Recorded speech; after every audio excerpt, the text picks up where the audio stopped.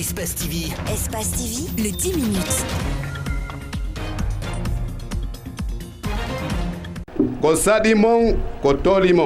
C'est par ces mots que le maire et la population de l'Abbé ont accueilli Alpha Condé et sa suite. Dans son discours, Mamadou Aliou Lali Diallo est revenu sur des travaux déjà entamés avant de rappeler les préoccupations de ses concitoyens.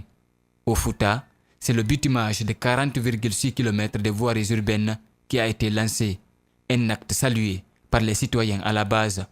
C'est pas la première fois. Il a dit ça à Mamou, qu'il va faire le goudron à Mamou. Il a fait ça.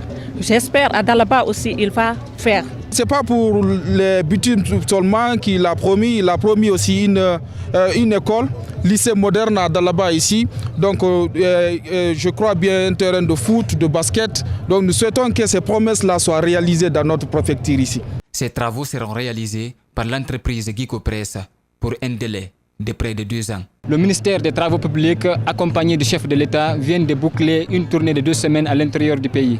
Cette tournée s'inscrit dans le cadre du lancement des travaux de construction, de voiries urbaines, de routes nationales et d'ouvrages de franchissement. Pita, Labé et Dalaba ont constitué la dernière étape de cette première manche.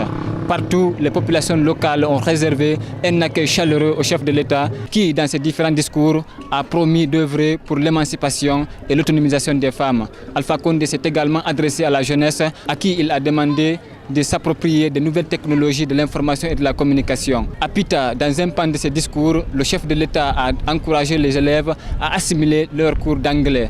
Mais pour de nombreux observateurs, cette sortie d'Alpha Condé est paradoxale dans la mesure où, depuis 3 mois, les cours sont perturbés en Guinée, ce à cause de la grève déclenchée par les enseignants qui réclament une amélioration de leurs conditions de vie et de travail. La subvention accordée aux médias guinéens risque de ne pas être reversée pour l'année 2018. Une véritable inquiétude s'installe au sein de la corporation. Malgré tout, les organes de presse sont obligés de s'acquitter des taxes, redevances et impôts qu'ils doivent à l'État. Le directeur général de la RPT a dit qu'à partir du début janvier, il allait fermer les radios qui n'allaient pas payer leurs redevances. Mais on nous a annoncé cette subvention depuis le mois de février 2018. Et depuis lors, on est là en train d'attendre, alors qu'on a reçu déjà les factures de la RPT depuis très longtemps, depuis le mois de mars 2018. Cet argent reversé aux médias est un dû légiféré dans la loi organique.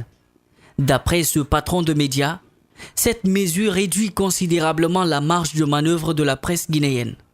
On sait qu'il y a des velléités de réduire, sinon de supprimer les libertés publiques. Donc, empêcher les médias à fonctionner normalement, c'est aussi empiéter sur ces libertés-là. La liberté d'expression à travers la presse sera bientôt qu'un souvenir, car cette mesure est vue par la plupart des patrons comme celle qui vise à pousser les médias dans la dépendance. Le socle de la démocratie, c'est la liberté de la presse. Si on supprime la liberté de la presse, on supprime la démocratie, on part vers un régime autoritaire et on va vers la décadence. Dès qu'un journaliste utilise mal son verbe ou écrit mal sur une actualité, on est prompt à actionner la machine judiciaire contre l'intéressé. C'est dommage. Pour l'heure, aucune mesure de protestation n'est prise par les associations de presse. Sans doute le recours à la justice semble être privilégié pour régler l'affaire. Cette rencontre a clôturé la visite des hommes de médias qui ont eu accès à tous les sites de la compagnie des bauxites de Guinée. Entre autres questions débattues, la sécurité, l'environnement et la responsabilité sociétale de l'entreprise. 2930 km² de concessions minières, la CBG produit environ 15 millions de tonnes de bauxite par an, déclare le directeur général de la CBG. Récemment, le rapport de Human Rights Watch a été tranchant face à cette compagnie et la question n'a pas été omise par les journalistes. Le constat quand on est rentré avec eux, c'est que nous faisions déjà beaucoup de choses. Il fallait encore nous qualifier plus, monter à un standard plus élevé. Et c'est ce que nous sommes en train de mettre en œuvre depuis 2015. Et nous avons un plan de marche, parce que c'est des choses qu'on ne fait pas en un jour, vous en conviendrez avec moi, pour y arriver.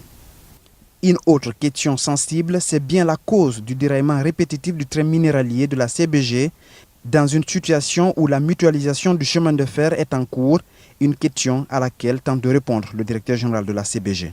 Le déraillement, essayons déjà de cerner la sémantique. Moi, je suis là depuis 2017, début d'année 2017, janvier 2017. On a eu 2 déraillements, vraiment ce qu'on considère 2 déraillements. C'est des choses qui ne sont pas souhaitables. Quand les déraillements arrivent, ce qui est important, c'est que nous procédions à des analyses approfondies pour savoir quelle est la cause profonde et nous essayons de traiter la cause profonde. Donc, c'est ce qu'on va faire, c'est ce qu'on a fait en 2017. Il y avait d'autres causes. Sur le plan du développement local, la CBG accompagne à coût de milliers de dollars les TPE, toutes petites entreprises. La préfecture de Boké a-t-elle été défavorisée face à la cité de Kamsar? La direction répond. Dans le cas des AGR, Boké est concerné. Donc Boké n'est pas oublié. Mais pour les TPE, le concept de TPE, c'est former les entrepreneurs locaux qui vont entreprendre des activités qui sont liées directement à nos opérations. Dans cette série de questions-réponses, le directeur général de la compagnie des bauxites de Guinée a clairement expliqué son projet futur, l'ambition de sa compagnie d'atteindre 25 millions de tonnes par an en 2021 et accroître ainsi son soutien au développement local. La Guinean Alliance for Education and Development, encore en Guinée, avec pour vision d'améliorer les conditions d'études des apprenants guinéens. L'Alliance intervient dans plusieurs domaines de formation. Typiquement, on a aidé l'université de Sonfonia. On a fait un don de 20 ordinateurs en 2017. On a fait une initiative vélo depuis 2013, c'est-à-dire on a donné des vélos à des étudiants et des élèves qui faisaient beaucoup de kilomètres pour aller à l'école dans les zones rurales, typiquement à l'Abbé et puis des zones comme ça.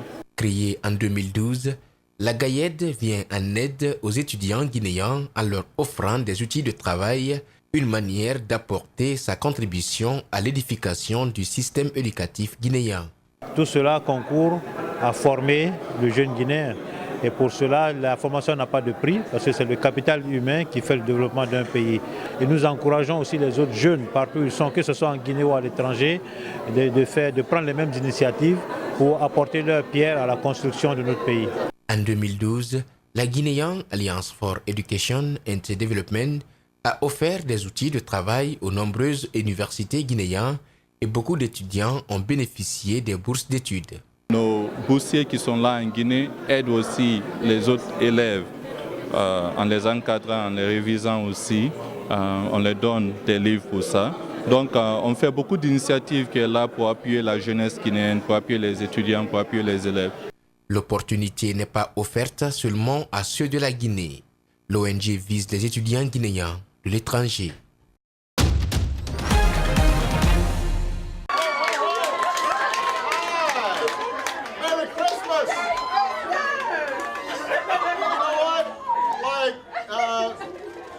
My reindeer were, they were stuck in some snow, and 17, it's so nice to meet you. Is this Mom over here? Hey, Mom. You got the matching nails, but between the lip balm and you good girl. I know you have. And as the dad of 2 girls, I can only imagine in that situation, to have nurses and staff and doctors and people who are caring for them and looking after them and listening to them and just there for them and holding their hand. That's the most important thing there is. Well, nice. Fantastic. Well, it's great to see you. Everybody, I hope you guys have a great Christmas.